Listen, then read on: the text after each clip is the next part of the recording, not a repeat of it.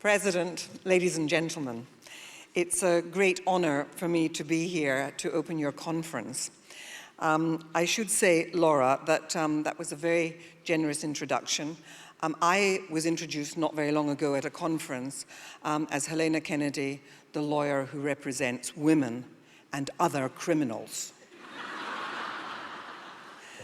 Laura mentioned that I'm a Queen's Counsel, and in the spring, I was in the United States speaking at one of the universities there, and afterwards, one of the audience spoke to me and said, "I hear that you're a Queen's Counsel. Is the Queen very litigious? Do you represent her often?"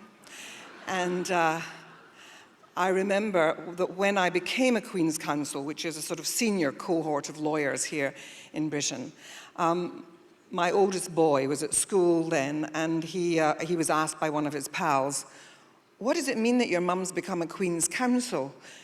And Keir thought about it for a minute and said, "Well, I think that if the Queen's arrested, my mum will defend her." So I'm still waiting for the call.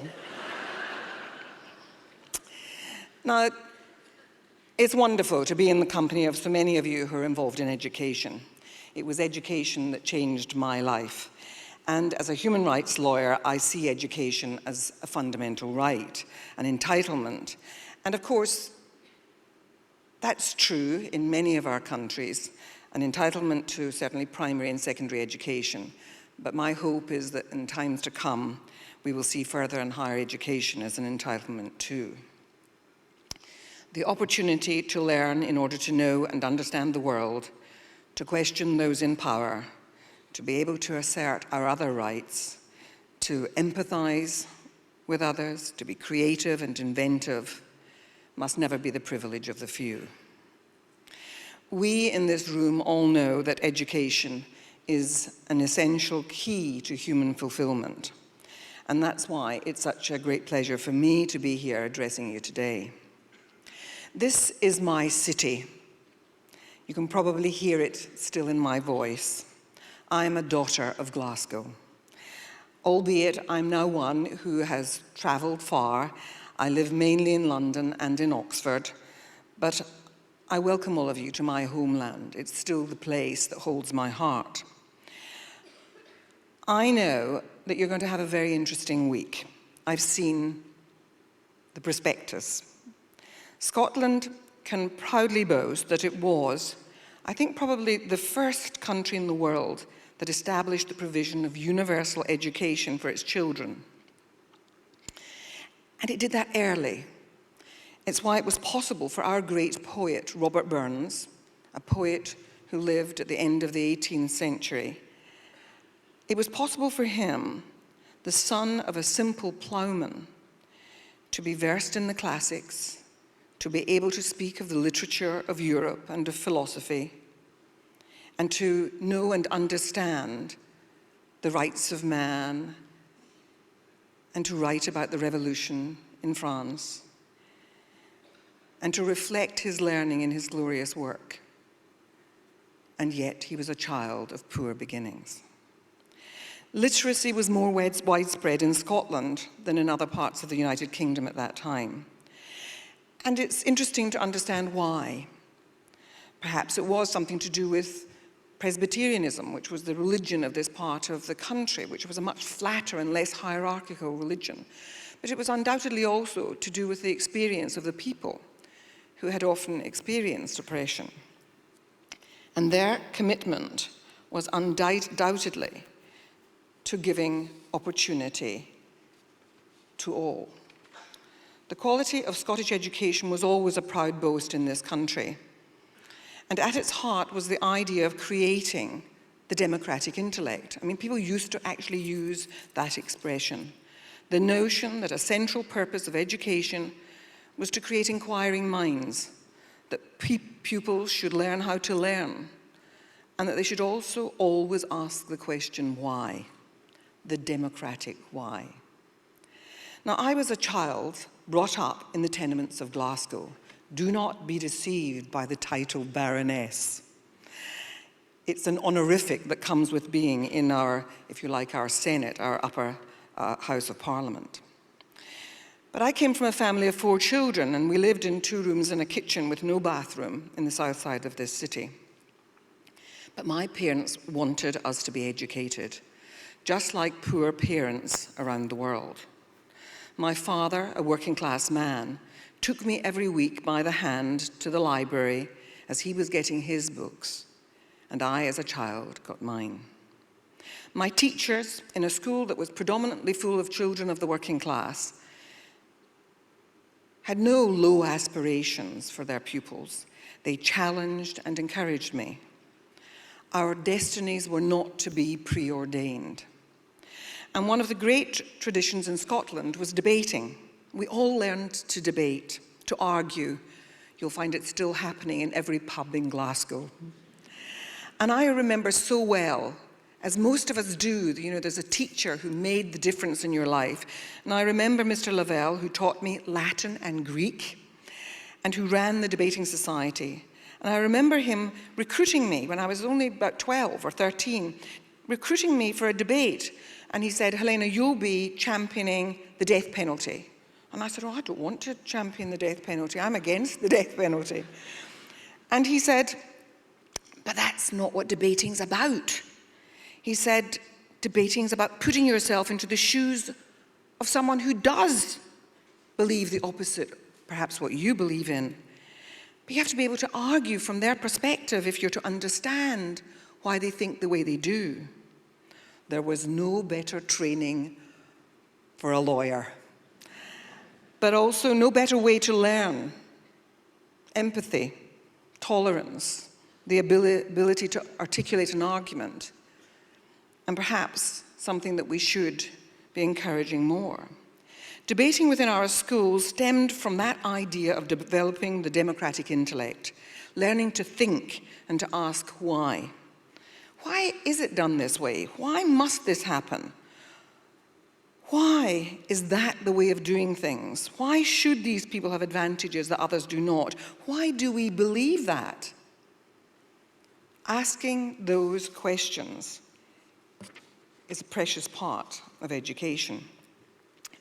And I love that you titled this conference, The Wealth of Nations. We in Scotland are very proud of a number of things that we invented. We invented the telephone, the telegraph, the television, the teleprompter, tarmacadam, the tyre, the rubber tyre. And that's only the things that start with T. There was also the steam engine, penicillin, the fridge, the toaster, the flush toilet, the vacuum flask, criminal fingerprinting, the Macintosh, the piano pedal, insulin, radar. We even invented the Bank of England, as we tell the English all the time. But we also say that we invented modern capitalism because of Adam Smith's great 18th century work, the first work of modern economics, The Wealth of Nations, which extolled the market as a way of running society's finances. Politicians, particularly those of the right, love to invoke Adam Smith, even today. But what is so often forgotten by buccaneering free marketeers is that Adam Smith wrote a companion volume. I want you all to know this. A companion volume to his great book, his work, The Wealth of Nations. And that companion volume was called Moral Sentiments. Moral Sentiments set out clearly that the market cannot itself create success if it operates in ways that are unethical and free of a sense of obligations to others. Markets are, by their nature, morality-free zones, and the obligation is upon us to inject moral and ethical codes into their workings if we're not to create deeply unequal and unjust societies. Now, I want to tell you a little bit about Glasgow and Scotland. In the 18th century, the Scottish Enlightenment brought this country to the front of intellectual achievement in Europe. The Scottish Enlightenment? Why did Scotland, a nation that was essentially agricultural, that was small, where there were many who were poor, why did it have its own enlightenment? And no doubt there were multiple factors, but central, undoubtedly, was the reverence for education and the belief that it should not only be available to the few. And what was interesting was that a number of the great thinkers from that period and the inventors from that period, from Adam Smith through David Hume, the philosopher, and so on, were in fact people from backgrounds that were not the upper class, they're not the elite, but often from ordinary families. The focus of the Scottish Enlightenment ranged from intellectual and economic matters to the scientific, and it was that rich period of intellectual creativity that contributed greatly to the British Industrial Revolution. So there's no doubt that it was the investment in education that made the difference. And that's why it's worth telling you of it. Glasgow is a place that was once one of the heartlands of industrial Britain. In fact, one of the greatest cities in the world at the time of industrialization. Massive shipyards building some of the world's great seagoing vessels.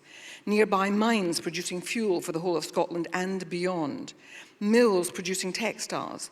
Women work in the workplace long before in many other parts of the world. There were vast humming docks that were the trading gateway for British products leaving for overseas, but also bringing in the produce from continents on the other side of the globe.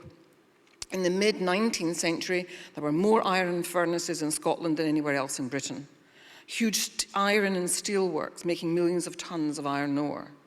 The lowlands of Scotland, an engineering hub, a place where locomotives and engines were built for trains and factories and eventually for cars. The wealth of Britain, the wealth of these nations of the United Kingdom, owed much to places like Glasgow and to the men and women who worked and lived here. And it should be no surprise then that it became a seat of very active trade unionism, and its workers were there arguing that their labour had to be properly recompensed, and that they would organise together to give a common single voice to their needs. Keir Hardie, founder of the Labour Party, came from this part of the world. The end of industrialisation in the 1980s took a terrible toll on Scotland. The whole of Scotland was deeply affected, and we should be grateful that oil had been discovered up there on the northeast. But of course, a new technological revolution was changing economies everywhere. And I think the regret for Scottish people and their disappointment with politics was the way in which they felt that that change was mismanaged. And they felt a sense of neglect, which undoubtedly has led to some of the political changes that you will be aware of happening here in Scotland. So we've seen great change in this part of the world. None of us live in a vacuum. We're all profoundly affected by the tides in the affairs of men and women. Globalization and the end of the Cold War has shifted the tectonic plates.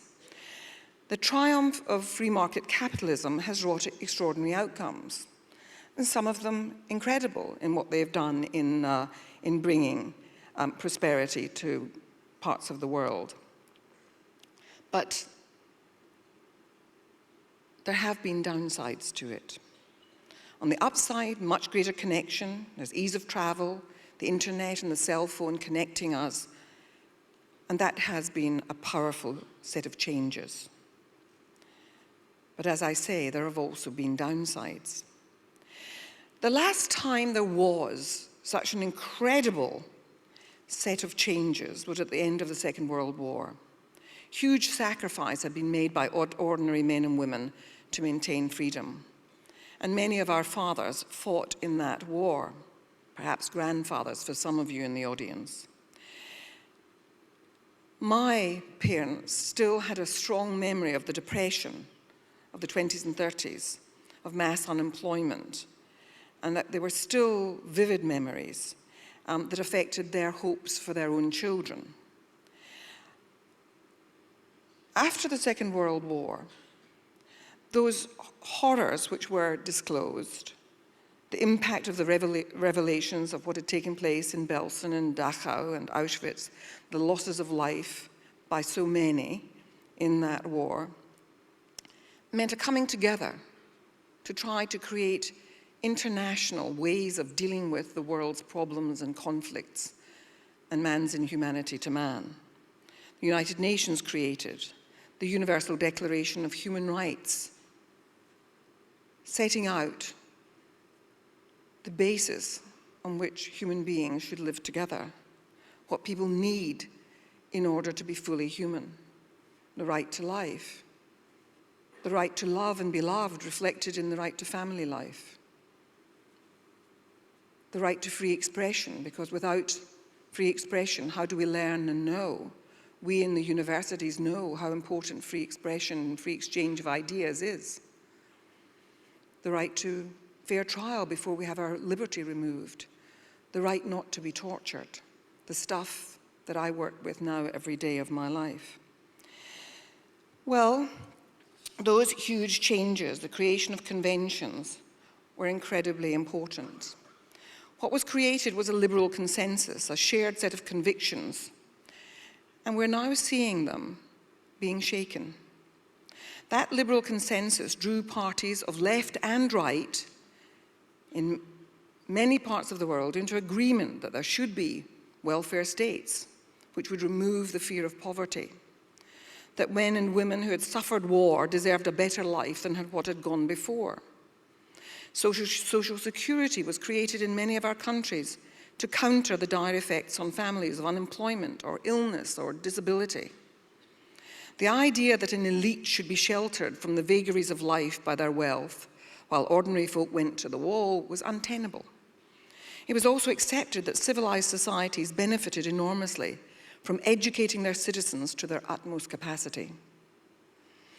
And like here in Britain, the creation of our National Health Service, education was seen not as a private good, or certainly not just as a private good, not just something that would change the individual's lives, but also as a common good from which everyone benefited. Having a healthy, literate, and well-educated workforce put a nation ahead of the game. Upping the skills and creativity and knowledge of all was surely the way to enrich our societies. Education for women hugely changed their self-perception and their roles in families and in our societies. Now, I was one of the children who benefited from post-war commitments. As I've said, a child of the working class, I was actually the first in my family to have a higher education. My two older sisters, who were 9 and 10 years older than me, missed out and left school at 15. But I got a grant, my fees were paid by the Scottish Education Authority, and I was able to go to London to study law. Now, I entered a world that was at first totally alien. It was full of many people from a different class, but a door was opened into a secret garden. It was filled with books and theatre and art and music, but it was also filled with people from around the world. I studied alongside people from the Indian subcontinent, from Africa, from the Caribbean. Admittedly, it was limited to people from parts of the world where the common law prevailed. But it was studying alongside so many other people who were just like me, whose desires and hopes and aspirations were just like mine. That introduction to other cultures was so important to my life, and indeed to the work that I've done ever since, where I wanted to make a difference to the lives of others. What has never left me is my gratitude to a state, to a government at that time that founded opportunities for people like me. My burning conviction remains that this experience and others like it should be available to as many who want it without their being saddled with overwhelming debt. Now, what changed, of course, was that there's nothing wrong with markets. We like markets. There's nothing wrong with markets. They've been at the heart of societies for forever and a day. But it's the radical strain of market fundamentalism based on the ideas of Hayek, which took hold first in the United States in the 70s with economists like Milton Friedman and others from the Chicago School, that shaped a new political agenda.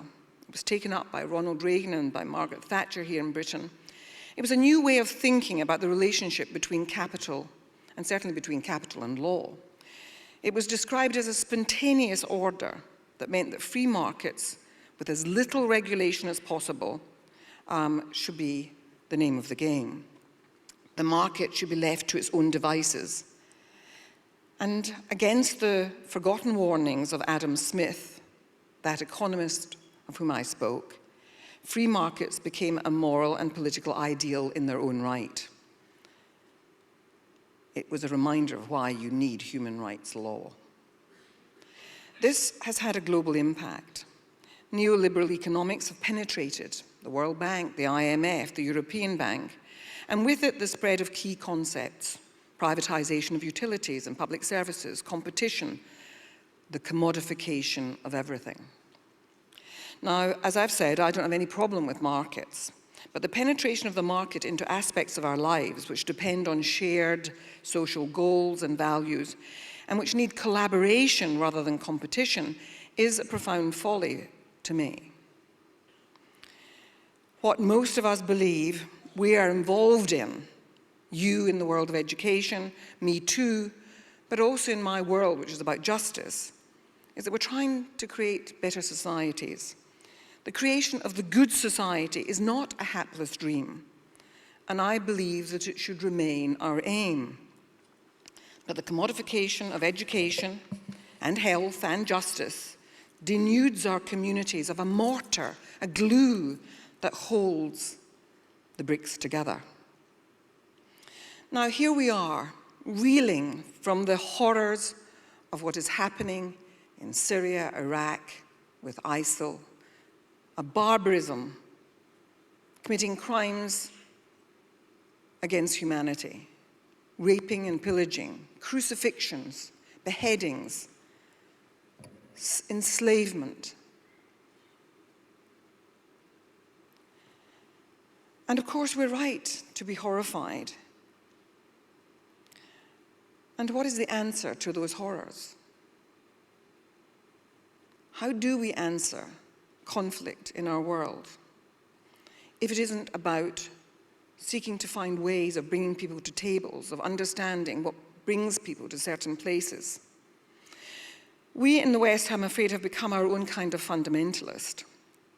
And I do believe that part of this has been about a narrowing of our perspective, a swallowing of orthodoxies, kind of drinking of the Kool-Aid. And we've promoted money as the supreme value and business as the only model. And there is much to be learned from business. I am myself, I think, very entrepreneurial, and I am in my work, in my own college and so forth. But what the public sector can learn is how to be business-like, that we can learn from the efficiencies of business. But it doesn't mean that we have to turn ourselves and convert our institutions into commercial entities. Higher education is now too often spoken of as a business, students as consumers of a product for which they must pay as if it were a commodity. And we, in the world of education, have to reclaim loudly the idea of education as a common good, more than a private good, like the purchasing of a car. Competition is supposed to drive costs down, we were told, and standards up. Well, it certainly hasn't worked here in Britain. Introducing the fee structure, rising the fees and the cost of a higher education hasn't, in fact, driven costs down. And in some areas, we even question whether it is driving standards up. The well-informed student is expected to shop around the universities for the one of their choice. Choice, again, another, I think, of those fictional benefits of phony markets. The institutions are expected to compete. George Soros,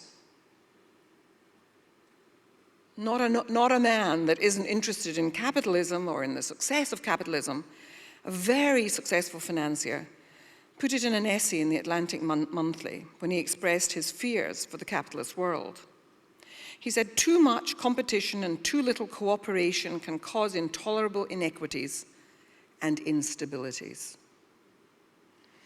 So if we're wondering about the destabilizing of our world, of how the poor of our world look at the rich world and see there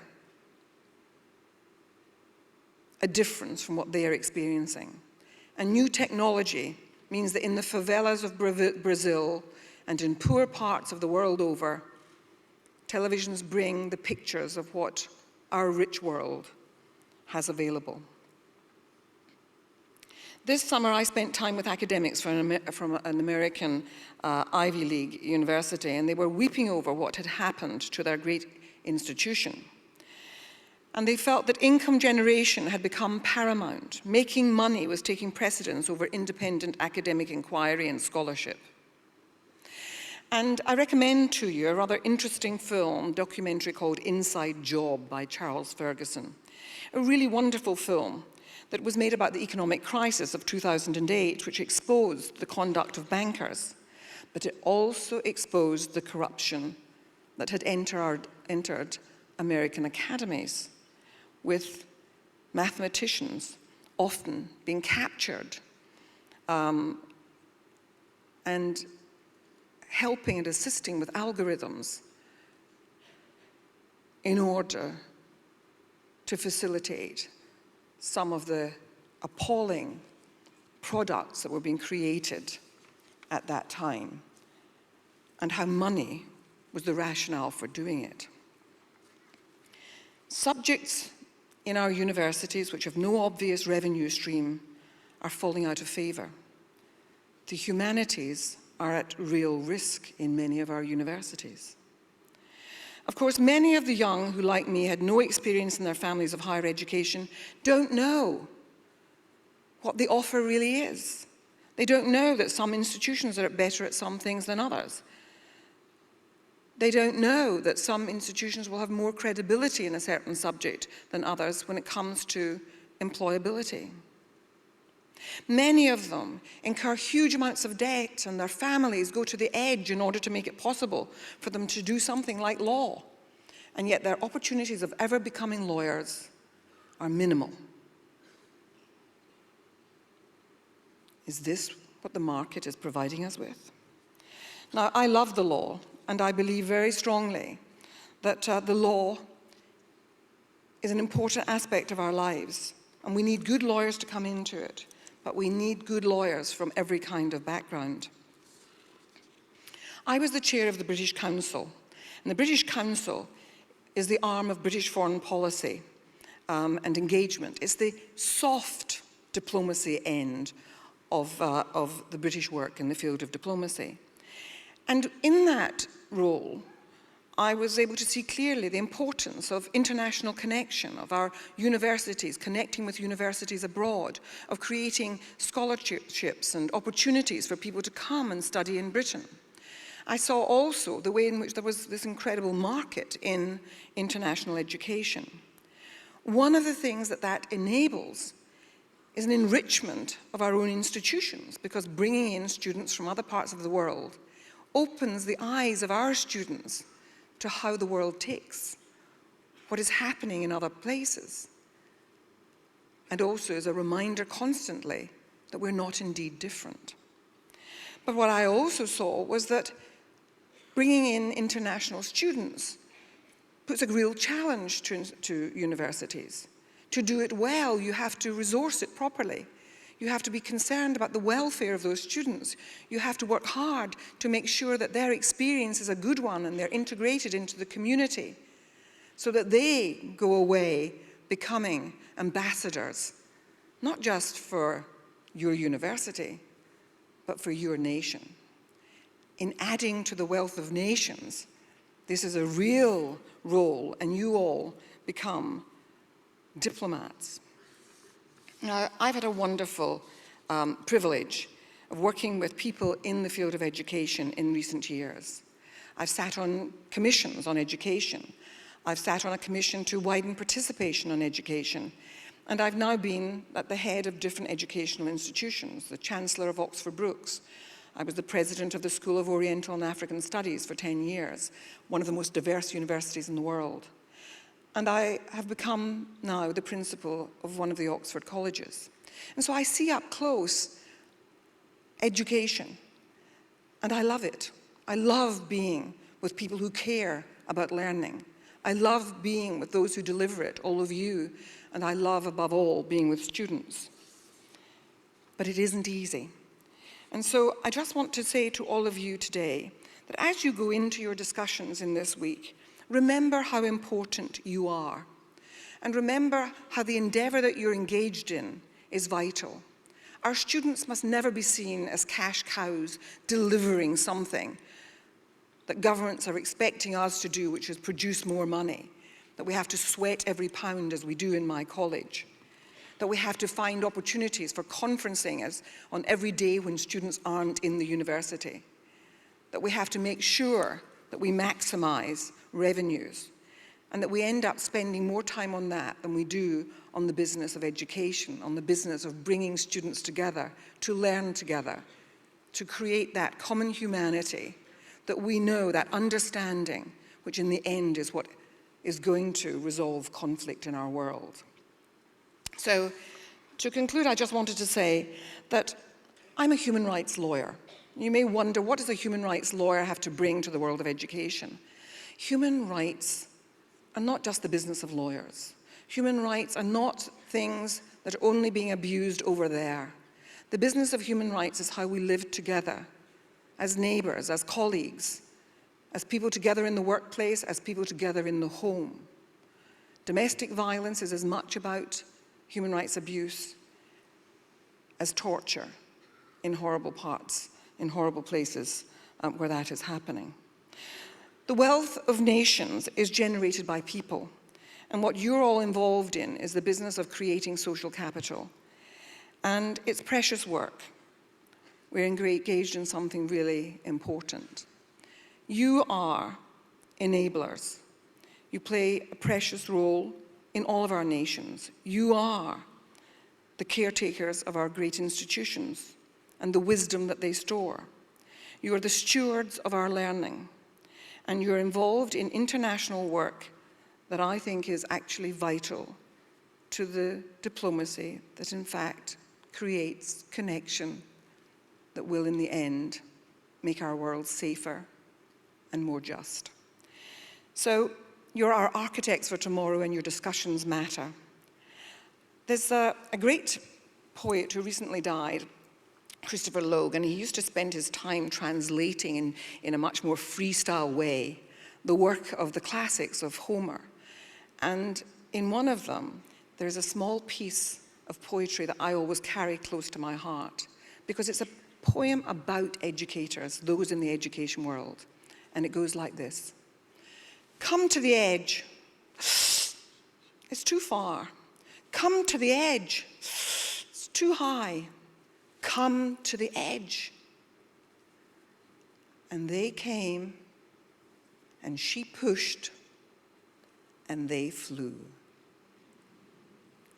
You enable people to fly. You enable people to do the things that they fear and they don't think they're going to be able to do. You bring people together to do good things. And that is what our world needs. I wish you well. I thank you for having me here. I think the work that you do is the best work of all. Thank you.